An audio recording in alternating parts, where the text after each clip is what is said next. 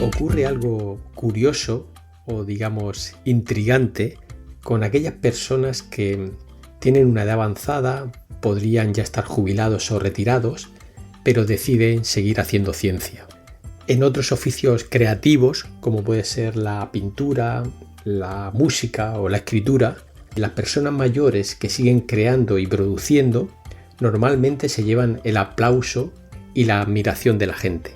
Así, por ejemplo, Chavela Vargas, creo que grabó su último disco cuando tenía 91 años, Compay Segundo se subió a un escenario a los 94 años en París, o Vargas Llosa sigue escribiendo a sus 86 años.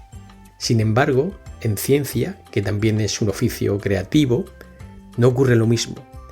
No acaba de estar resuelto qué espacio deben de ocupar aquellas personas que quieren seguir haciendo ciencia hasta que el cuerpo aguante. Es cierto que hay que dejar paso a los jóvenes, que no se les puede taponar, pero esto creo que puede ser compatible con la actividad de los que deciden seguir haciendo ciencia hasta que aguante la energía. En Valparaíso, Chile, conversé con Ramón Latorre, científico de 82 años que es parte de una generación de biofísicos chilenos de gran repercusión internacional por sus estudios sobre cómo las neuronas transmiten señales a través de corrientes de iones de sodio y de potasio. Estas corrientes, que son la base de la comunicación en el sistema nervioso, se estudian súper bien en una neurona gigante de calamar. Pero se dio la casualidad de que el más grande de todos los calamares y por lo tanto la más grande de todas las neuronas de calamar se encontraba en el Pacífico, justo frente a la costa de Valparaíso, y los chilenos aprovecharon esta oportunidad para hacer ciencia de primer nivel. Ramón me hace un hueco en su agenda a las 4 de la tarde. A las 5 tiene una reunión con una doctoranda, Rosangelina Alvarado, que estudia los canales de sodio y potasio en ovocitos de ranas. Ramón me recibe amable y sonriente y se pone a contarme cosas sin más formalismos. Como dicen en Chile, se puso a hablar al tiro.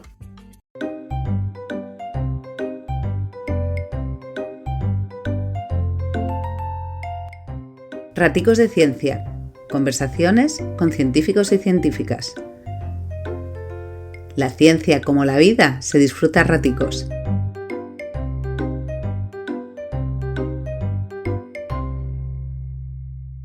Yo empecé como bioquímico y bueno, teníamos obviamente curso de bioquímica, pero también teníamos el primer curso de biofísica que se impartía en Chile, que lo impartía Mario Luxoro, que él había estado en el MIT, sacó su doctorado en el MIT, trabajando precisamente en la morfología, digamos, en las intimidades de las células nerviosas del axón.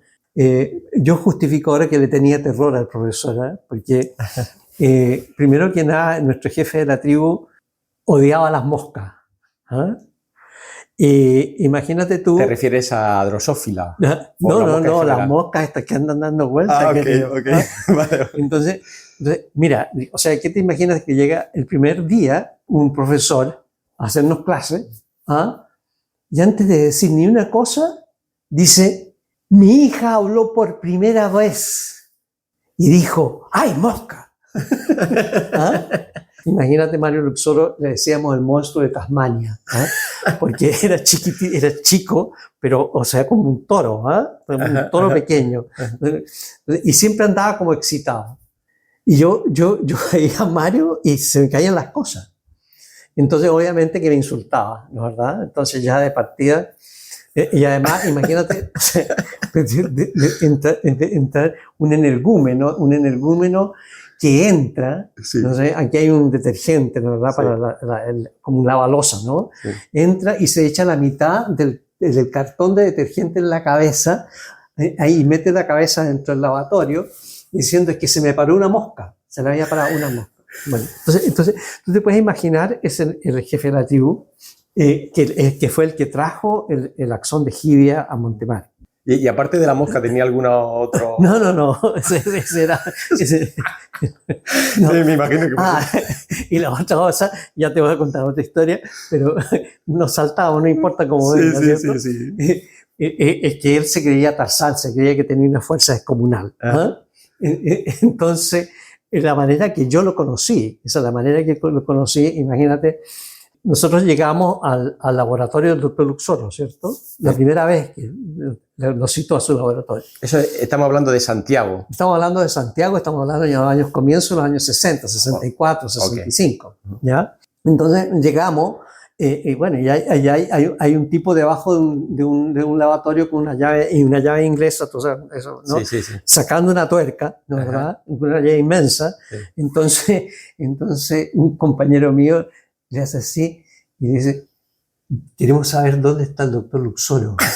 Y sale este energúmeno debajo del laboratorio y dice, el doctor Luxoro soy yo. Bueno, esa te lo estoy poniendo en contexto para darte cuenta, digamos, los problemas que yo tenía con ese personaje, porque además yo era bien metido para adentro en esa época y lo cual se me pasó. Bueno, tú y cualquiera que estuviera en ese laboratorio, imagino, ¿no? También. Entonces, y ahí la razón por la cual yo llego a ese laboratorio es porque en toda la época de bioquímico yo estaba decidido, obviamente, a salvar el mundo, ¿cierto? Entonces pensé, ¿qué es lo que hago? Y había un tremendo tipo, un tremendo científico, Monkever, que trabajaba en desnutrición de niños, y de hecho hizo un programa de la leche, el litro de leche para los niños, que terminó con la desnutrición en Chile, ¿eh? Y yo me iba a trabajar con él. Empiezo a investigar con quién me voy a hacer mi tesis de bioquímico, y finalmente me encuentro con una de las profesoras que nos hacía biofísica, que era Mitzi Canessa. Me conoce y me dice, pero Ramón, me dice, mira, tú quieres hacer ciencia, ¿cierto? Y quieres realmente entender, tienes que conocer la ciencia básica. Empieza por la ciencia básica y después haces nutrición o lo que tú quieras. Pero, y para mí fue la tormenta perfecta, porque realmente era muy buena moza, en primer lugar, y segundo, me invita a su casa, y bueno, hay una casa en donde, porque yo quería hacer teatro en esa época, yo no quería hacer bioquímica, quería hacer teatro, entonces me invita a su casa y bueno, y está llena de todos estos científicos que lo único que no hablaban nada de ciencia, que hablaban de música, y que hablaban de arte, y se peleaban entre ellos, y eso a mí me pareció fantástico. Increíble. Dijeron, aquí me tengo una gente que habla de poesía, habla de música, habla de todo esto, me parece perfecto. Entonces así llegó, pero Mitzi trabajaba con Mario Luxoro. Sí. Y ahí empieza la historia de Montemar. Entonces yo hice mi tesis de doctorado de bioquímico con Mitzi. Sí. ¿Ya? Pero todo esto era una cosa, era una especie, aquí lo que decimos un circo chamorro. El circo chamorro.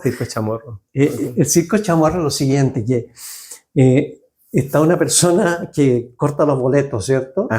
Y después la misma persona anuncia qué es lo que va a pasar y después él mismo se sube al trapecio. ¿No? Okay.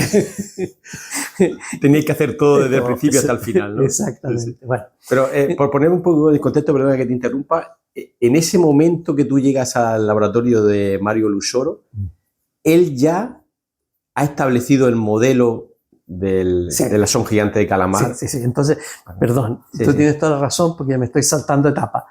Mira, lo que pasa es que Mario Luxoro viene enviado por F.O. Schmidt, se llamaba su profesor, para que hiciera una especie de sucursal de su laboratorio con la jibia chilena, porque le habían dicho que la jibia chilena tenía estos axones únicos, lo cual es totalmente cierto.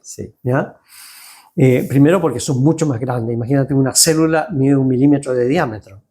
¿Ya? Y además no tiene rama. Entonces, puedes hacer una cantidad enorme de experimentos que no se podían hacer en ninguna otra animal, en ninguna otra jibia, otro calamar en el mundo. Claro, porque era una limitación física, entiendo, ¿no? De al meterle los electrodos para electrofisiología en una neurona pequeña, no entraban, y aquí sí, ¿o qué ventaja tenía? No, o sea, la ventaja es que existe la jibia de Estados Unidos y la jiba inglesa. Digamos, la jiba inglesa fue la que dio el premio Nobel, digamos, a Hodgkin y Huxley, que descubrieron, digamos, el origen iónico de los potenciales de acción, la moneda que usa el sistema nervioso para comunicarse. Sí. Pero lo que pasa es que para poder hacer los experimentos tú tienes que meter una serie de electrodos adentro. Sí. ¿Ya? Y la otra cosa es que también le puedes sacar todo el interior.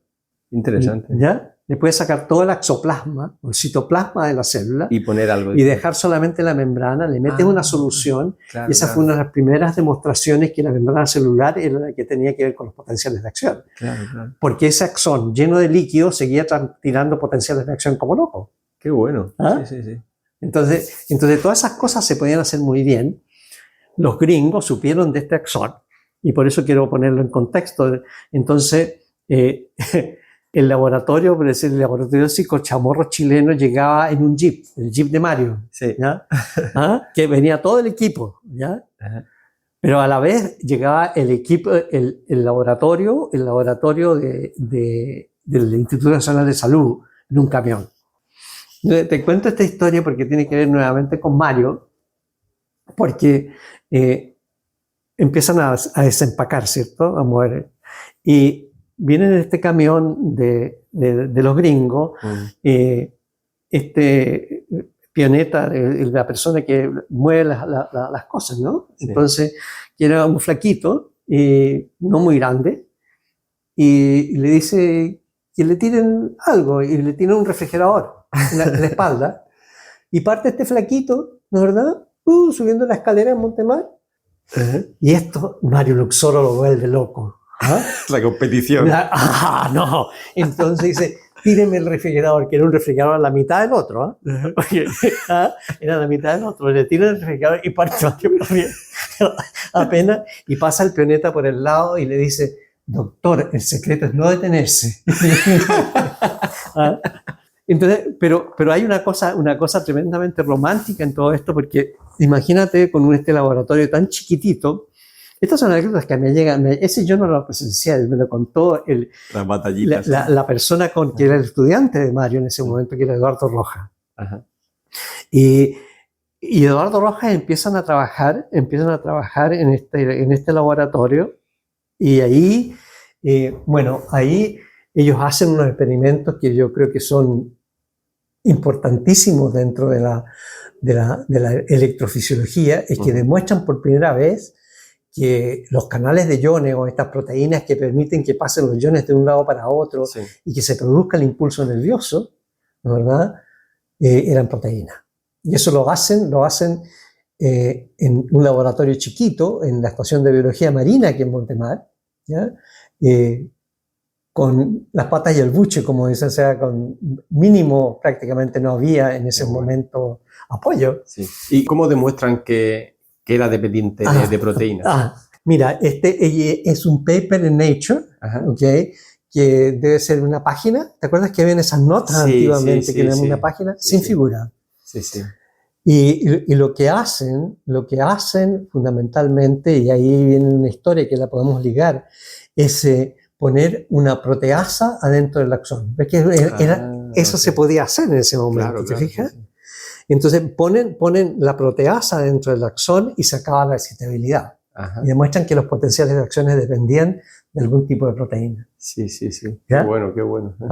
Pero los ingleses habían demostrado que tú tenías un proceso excitabilidad que era diferente en un tipo de canales que en otro. Entonces el potencial de acción, ¿verdad?, se produce por la entrada adentro de la célula de sodio y la salida de potasio posterior, ¿no es verdad?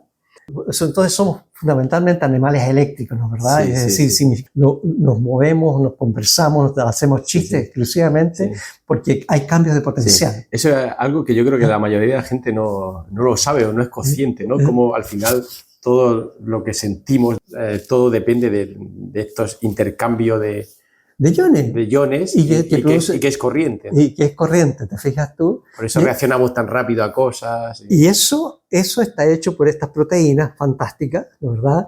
Que son como dados marcados. Yo digo, ¿por qué son dados marcados? Porque son entidades, son máquinas moleculares que son probabilísticas. Es decir, cuando digo dados marcados, la probabilidad de estar abierto, de estar cerrado, digamos, es totalmente una probabilidad, pero el dado está marcado porque si yo pongo un estímulo, lo hago que se quede más tiempo conduciendo iones o lo cierro. ¿Te fijas? Sí. Entonces, además de animales eléctricos, son unos animales que dependen de la probabilidad. Si te falla alguno de los estímulos, vas a decir cualquier tontería, ¿cierto? Qué bueno, muy interesante. Y lo que tú decías que lo tenéis que hacer todo, yo he estado mirando el documental de Montemar, que está en YouTube. Como tú decías antes, se respira un ambiente romántico en todo esto, en esa investigación.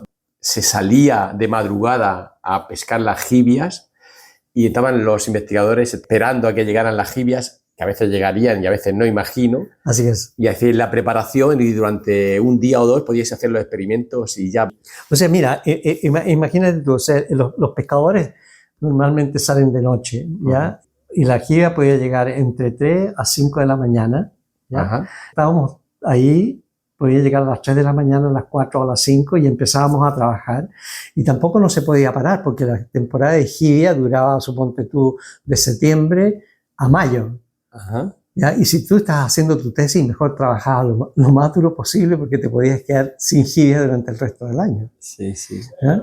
Lleva el periodo vacacional también, ¿no? Había que sacrificar igual vacaciones. No, pero tú te imaginas, o sea, pero todo era un gran desorden, cosas que yo me acuerdo perfectamente.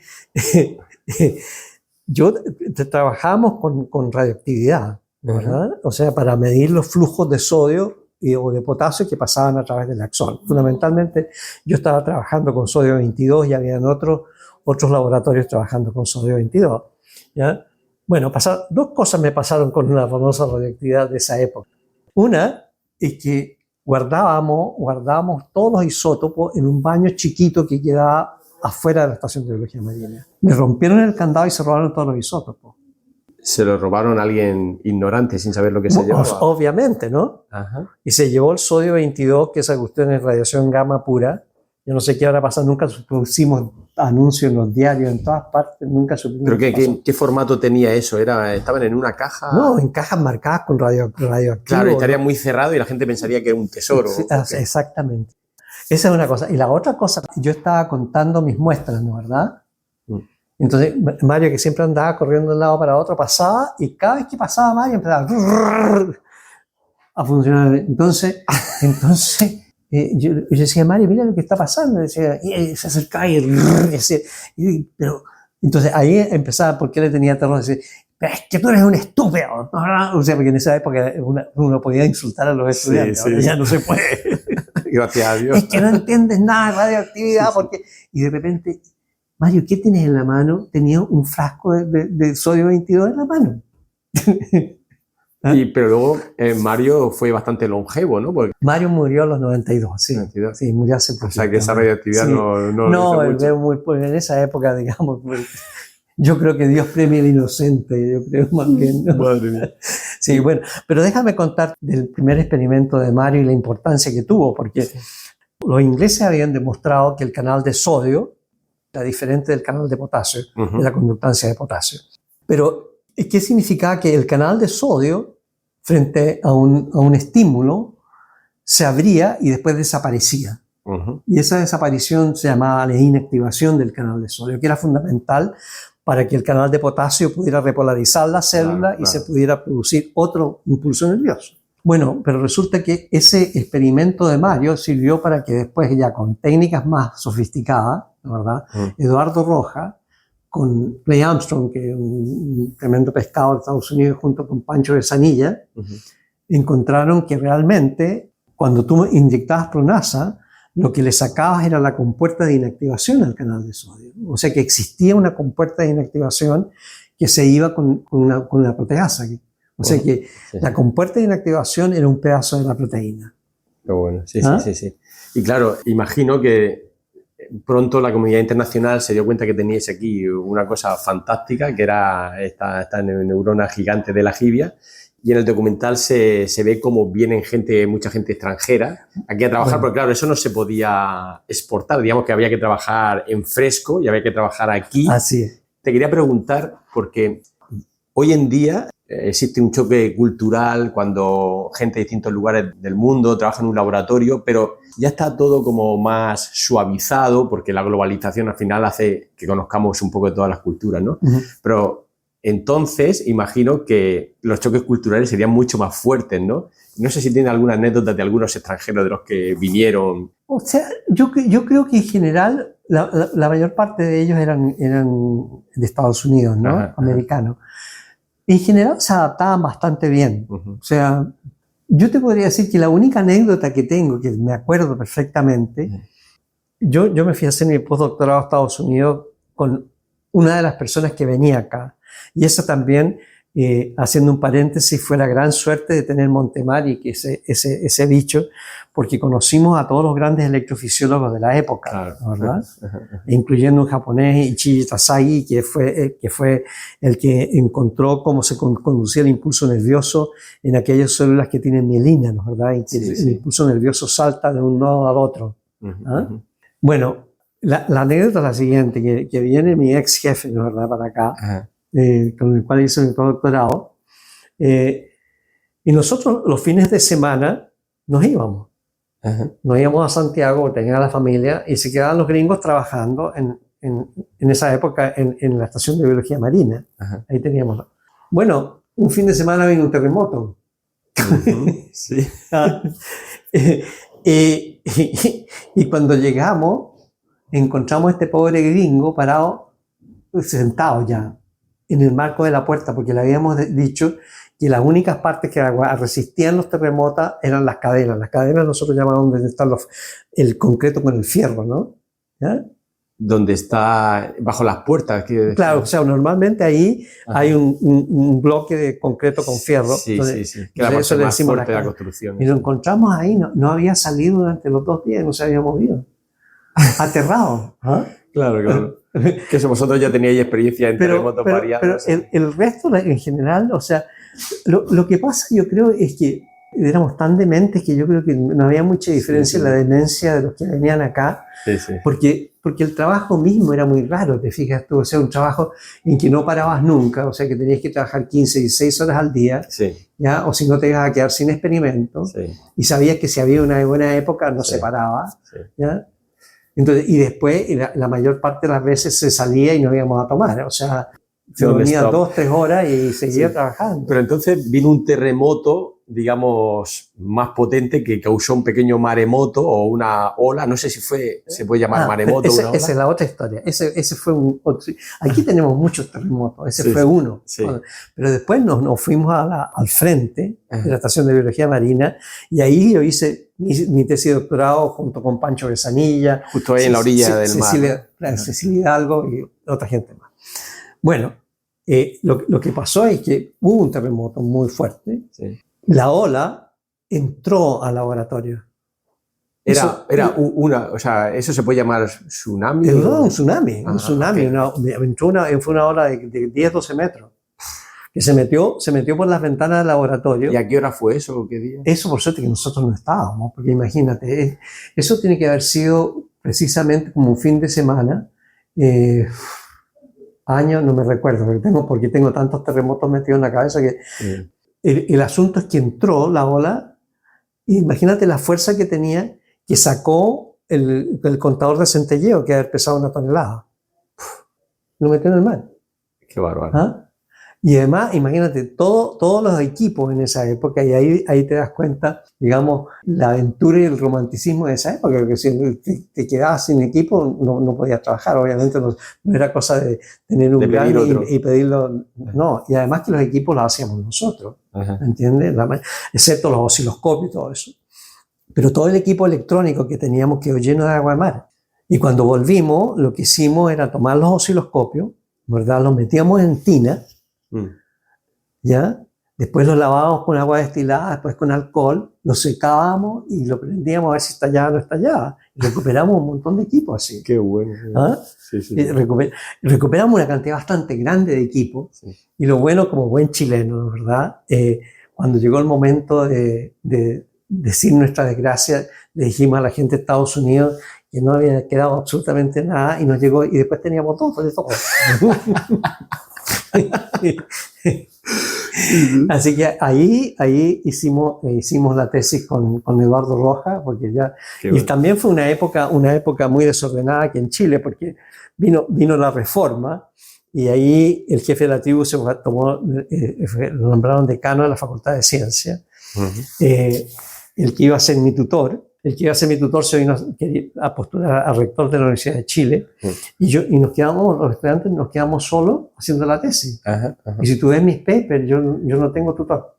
Y no había WhatsApp ni nada para consultar. Pero fíjate tú, con la Cecilia Hidalgo, la Cecilia es ahora, resulta que hacemos los primeros experimentos con Cecilia, ¿no? Y solo, porque claro, teníamos la guía de Guayo de Eduardo Rojas, que trabajaba con Pancho, pero era otro laboratorio, por supuesto. Vale. Terminamos esto y decimos, bueno, ¿y dónde lo mandamos? Mandémoslo a Nature.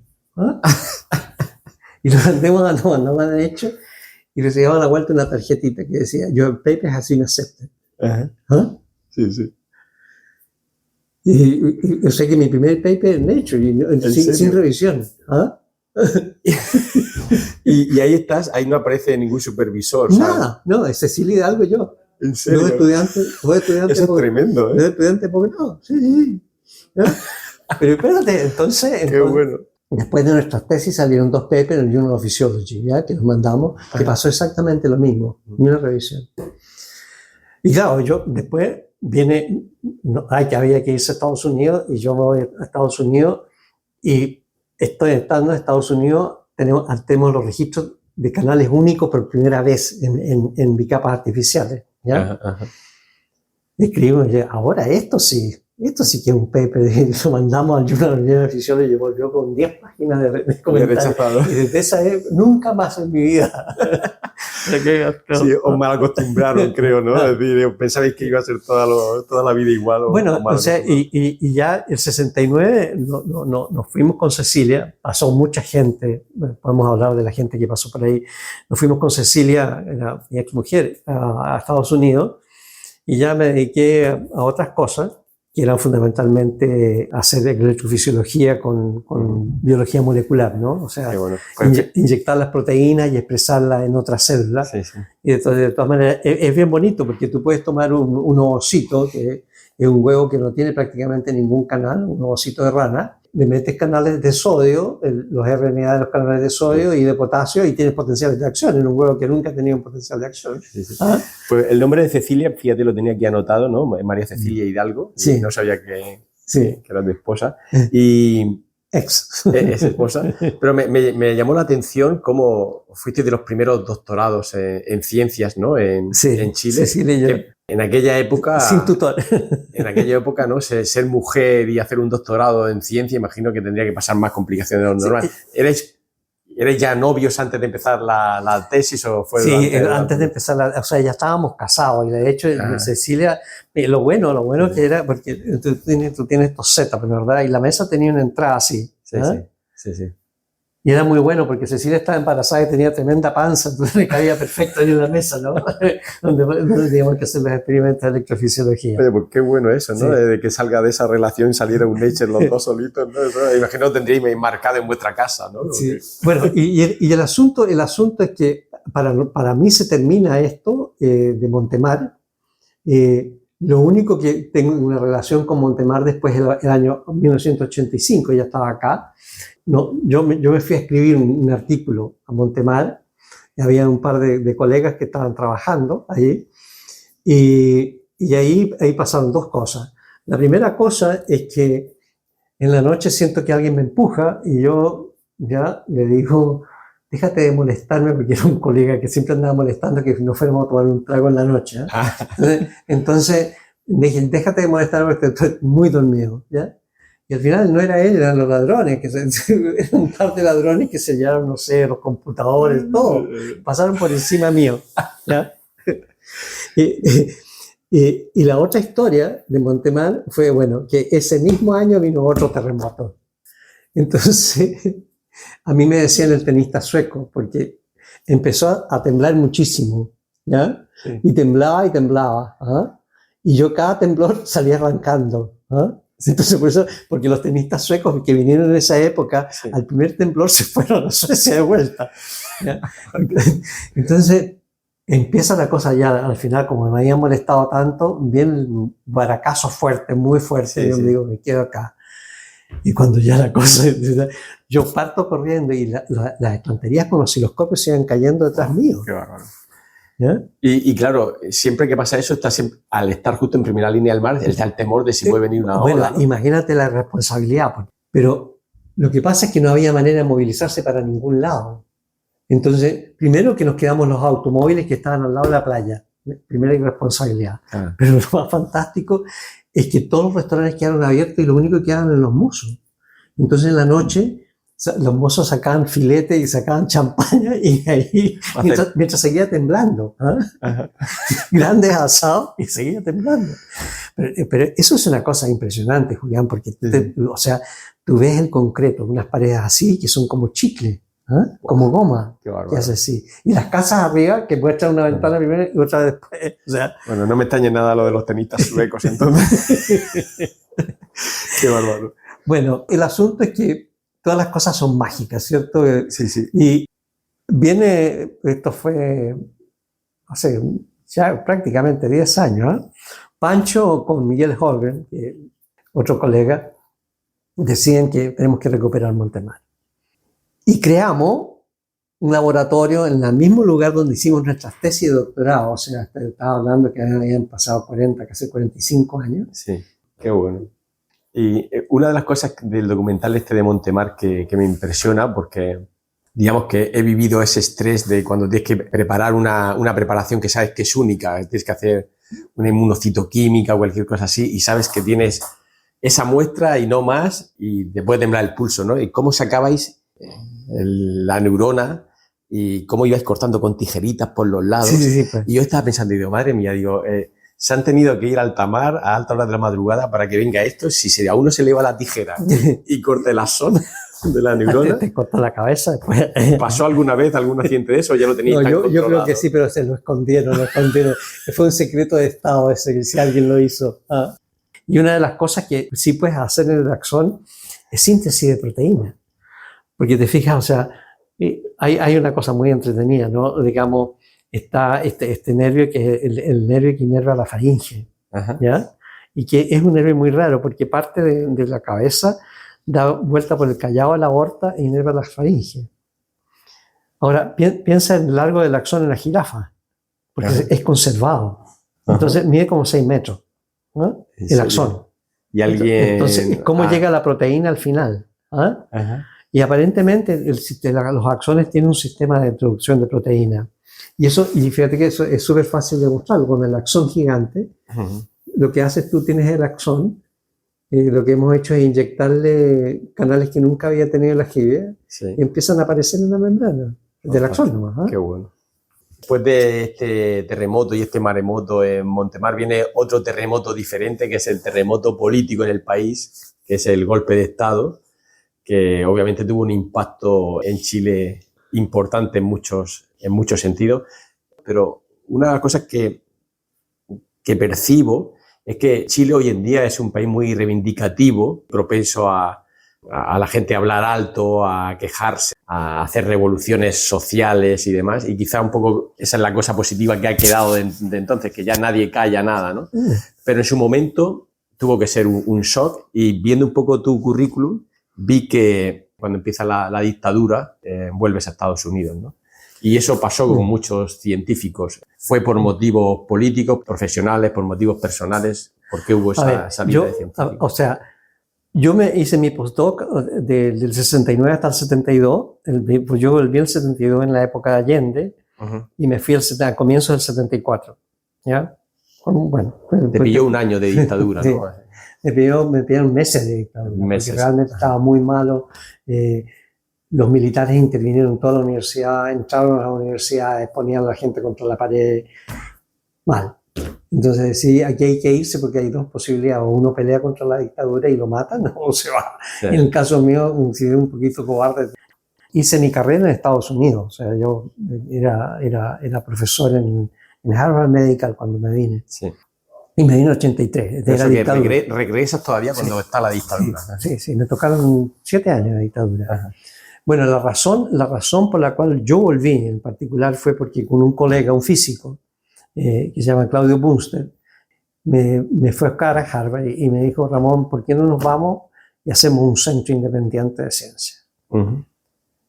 Y nos conseguimos un grant de la Tinker Foundation y con eso arrendamos una casa y a mí me contrataron en la facultad de ciencia. A Claudio no lo contrataron porque era hijo de Volodya Teitelbaum, que era estaba en Moscú en ese momento. Ajá, estaba en la lista negra. Había sido un senador comunista. Entonces fue como una casita en que realmente mantuvimos suficiente plata, nos ganamos después un gran NIH, tuvimos 2 gran NIH en esa época, y bueno, empezamos a recuperar gente, y lo lindo de esa época fue que llegar a la Facultad de Ciencia fue como, imagínate, ¿has visto los pajaritos cuando piden comida? ¿Ah? Está lleno de estudiantes que lo único que quieren si no había nadie. Deseando hacer ciencia, ¿no? ¿No? Si no había nadie. Bueno, Excepto estaba Maturana, estaba Varela, que eran 2 personas, 2 biólogos potentes. Y llego yo y ahí me caen 7, 8 estudiantes pero buenísimo. O sea, yo hice mi carrera con ellos, digamos. Entonces fue una recuperación, y de hecho hay un artículo en Science en que dice la recuperación de la Escuela de Biofísica aquí en Chile. Qué bueno, pues lo voy a buscar. Sí. Es una de las cosas, ¿no?, que te puedes sentir muy orgulloso, ¿no?, de cómo venir cuando todavía había dificultades. Es uno de mis mejores artículos, ¿no? Qué bueno. Sí, así que, bueno, y fue una época muy movida, muy movida. Yo fui comunista en esa época y queríamos votar a golpe al gobierno, equivocadamente, creo yo, en fin. Pero al final la cosa se solucionó democráticamente. En la estrategia dices que os equivocasteis. Sí. Yo creo que cualquier estrategia de golpe no es buena. No sé, tardíamente, pero en ese momento. Sí. Así que... Sí. Y bueno, dices que estuviste trabajando en Harvard, en Boston, estuviste en Duke y también en Chicago. ¿Qué lugar te gustó más? Si ahora te dijeran, te regalamos un pasaje a Estados Unidos para que pases 3 días en este lugar, ¿a dónde te irías? Yo creo que Chicago, ¿eh? ¿Sí? Sí. Bueno, lo que pasa es que yo lo pasé muy bien en Chicago. O sea, no lo pasé mal en Harvard, lo pasé bien. Pero en esa época Chicago era una universidad mucho más cariñosa. Ahora está prácticamente igual que el resto, pero en esa época los profesores asistentes de la universidad les pagaban el sueldo. Y yo llegué ahí con mi grant del NIH y de repente me di cuenta que tenía como $30,000 más porque la universidad me había pagado el sueldo. Qué bueno. Y te trataban bien. O sea, una vez que te costaba entrar, te costaba mucho entrar, pero una vez que entrabas eras parte de una comunidad. Harvard es mucho más, o sea, y hay mucho con la nariz en el aire. O sea, más exclusivo. Y si tienes acento inglés, tienes otra. Sí. Pero me fue bien, lo pasé bien, porque bueno, o sea, tienes todo, porque la verdad es fácil. O sea, porque si te falta algo, tenés el gallo de arriba, el gallo de abajo. Que realmente el ambiente para realizar ciencia, si uno quiere hacer ciencia de verdad, o sea... Sí. Y luego he visto también que tienes premios diversos, premio nacional de ciencias en Chile, creo, y tal. Me ha sorprendido que tienes premios de otros países, de Uruguay, de México. Sí. O sea, como que eres una persona... Y de España. ¿De España también? ¿Qué premio tienes de España? Yo me olvido de los premios. Que fue el presidente, el fisiólogo, ¿cómo se llama? Durante la revolución.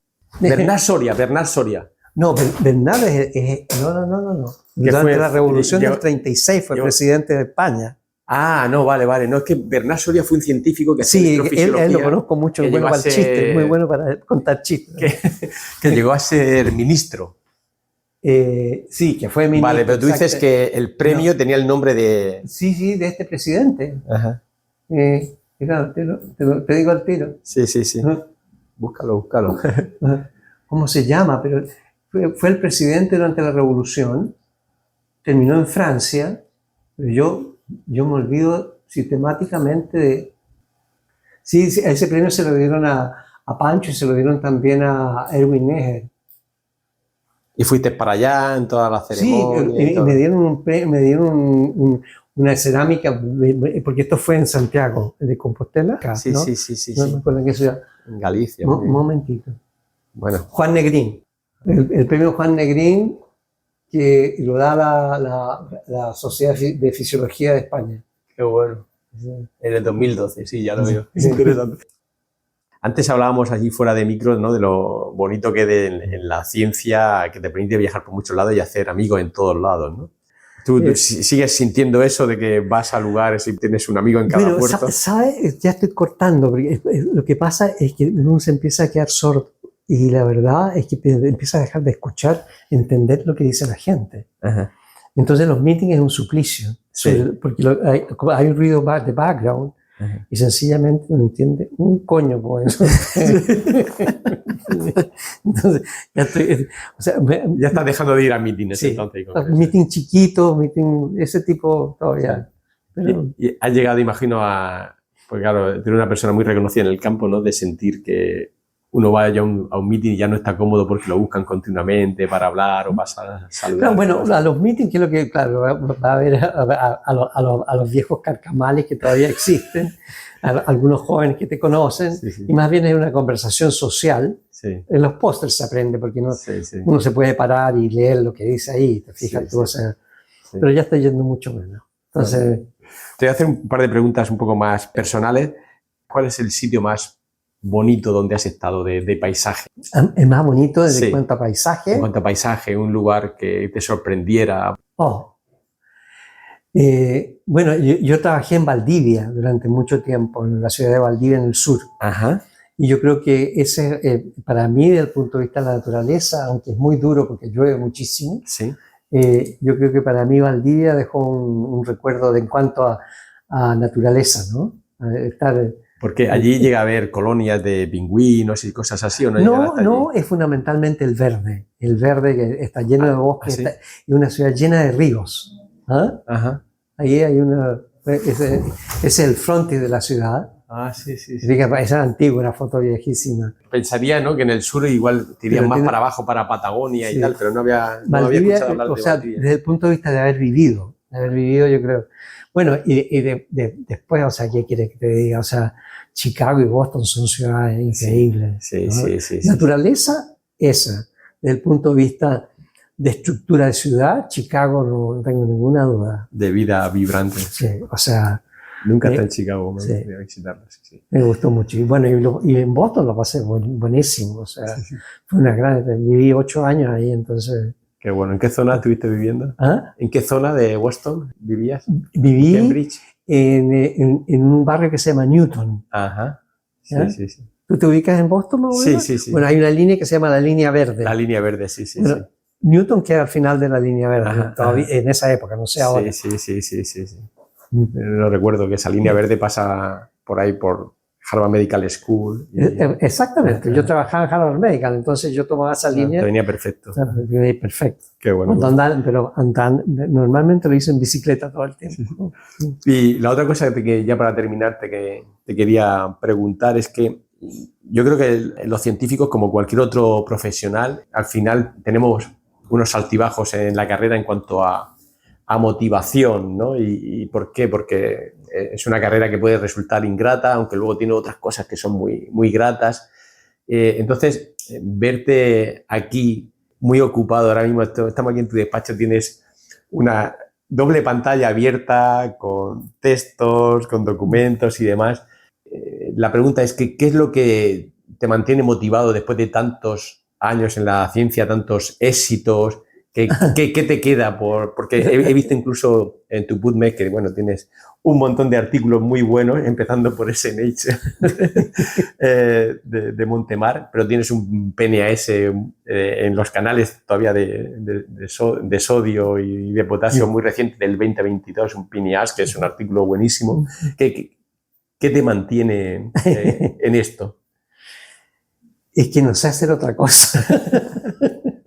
Bueno, pero se podría explorar otras cosas, ¿no? No, mira, a ver. Es que es como un amante, ¿no? Entonces, es una amante vieja ya y medio usada, pero todavía da... Satisfacciones. Cuando cuando aparece algo entretenido, estar con los estudiantes. O sea, uno tiene que hacer como MacArthur, estar fading away, ¿no? Pero despacio, o sea, no tengo ganas de estar en la casa. Sí, ¿me entiendes? O sea, cuando sale un resultado que encaja bien en un paper, todavía te sigue emocionando decir, oh, mira. Igual que cuando era chico, o sea, eso me sigue dando grandes, y sobre todo cuando te encuentras con estudiantes, te fijas tú que son capaces de darte mostrarte nuevas cosas y hacer nuevas cosas. O sea, imagínate ahora, una de mis estudiantes se fue a un laboratorio en Chicago y sacó una estructura de un canal. O sea, ¿cuánto me va a durar? O sea, no sé, pero no creo que mucho más, pero por lo menos... Qué bueno, pues espero que dure mucho y que te siga emocionando mucho más con la ciencia, porque la emoción por la ciencia es algo que se transmite y que... Sí, bueno, como o sea, las señales iónicas de los canales, creo, ¿no? Claro, o sea, la pasión, digamos, claro, en estos momentos, digamos, es como una operación de próstata, ¿cierto? Haciendo cada vez más difícil el asunto. pero sigue habiendo pasión, ¿no? ¿Verdad? O sea, y yo creo que eso es lo que te mantiene vivo, porque la verdad, querido Julián, es que, o sea, tú te vas quedando muy solo, porque la verdad, o sea, pasan los 80 y ya se te están muriendo, caen como patos asados alrededor tuyo. Sí. Entonces, el hecho de que te puedas meter adentro de un tema, digamos, porque claro, te puedes meter a escuchar música o a leer, qué sé yo, pero no es lo mismo como que de repente estás absorto, tan absorto que no tienes tiempo de pensar, no tienes tiempo de hacer ninguna otra conexión excepto de lo que estás metido. Sí. Y eso, yo creo que en el caso mío, digamos, cuando uno está mal psicológicamente, es un descanso. Sí. Es un descanso psicológico, claro. Me alivia de todas las cosas, Sí. Cómo se le muere a la mujer y cosas complicadas. Sí. Pues te animo a que sigas así, porque hay personas y figuras como tu caso para las que la jubilación no debe existir, porque sigue siendo un motor y una referencia y que es bueno para todos que sigáis dando Sería ejemplo. bueno que se lo dijera a los chilenos. O sea, que tú crees que el sistema pone piedras en el camino todavía, ¿no? Es complicado, ¿no? Sí. Es un sistema muy chico, pero probablemente también yo creo que, no sé, pienso, digamos, que la gente joven quiere que los viejos desaparezcan, que se vayan, que ya está bueno ya, pero o sea... A ver, yo creo que es algo que es tan obvio que todos a lo largo de nuestra vida somos útiles para distintas cosas en cada momento, pero no solo a nivel profesional, sino a nivel personal. Cada uno tiene un círculo de influencia. Un nicho, ¿no? Un nicho que va cambiando cada X años, pero de ahí a decir que alguien a los 60 años no sirve, no. O sea, sirve para otras cosas, y lo que quizás no hemos aprendido es adaptar eso, ¿no? A sacar lo mejor de cada uno en cada momento de su vida, ¿no? Claro, mira, o sea, yo creo, tal vez esto dejando las falsas modestias de lado, es que en Estados Unidos, digamos, el 10% de los mejores es tan buenos, digamos, que uno no hace ni una diferencia. O sea, si te vas a los 70, a los 75, más o menos hay gente. Pero pero que en Chile no es cierto. O sea, porque tú estás constantemente defendiéndote a la gente más joven de los pelotudos que existen en este país. Sí. Que ponen reglas, que ponen la traba burocrática, que es, no, esto no se puede hacer, ¿me entiendes? Sí. ¿Me entiendes? Entonces yo en ese sentido me siento más joven que muchos de mis colegas que son la mitad, que tienen la mitad de mi edad, que andan diciendo puras pelotudeces, ¿me entiendes?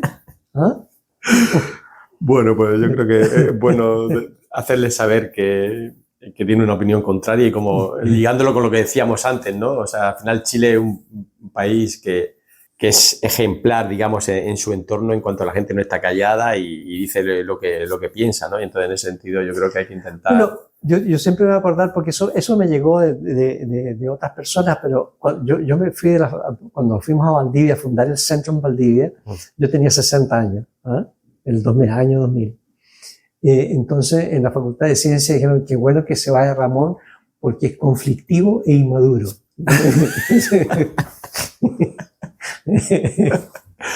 Bueno, pues ha sido un placer hablar contigo y estoy encantadísimo de este ratito que hemos pasado. No se ríe, ¿no? Mil gracias. Las tonterías que ha hecho.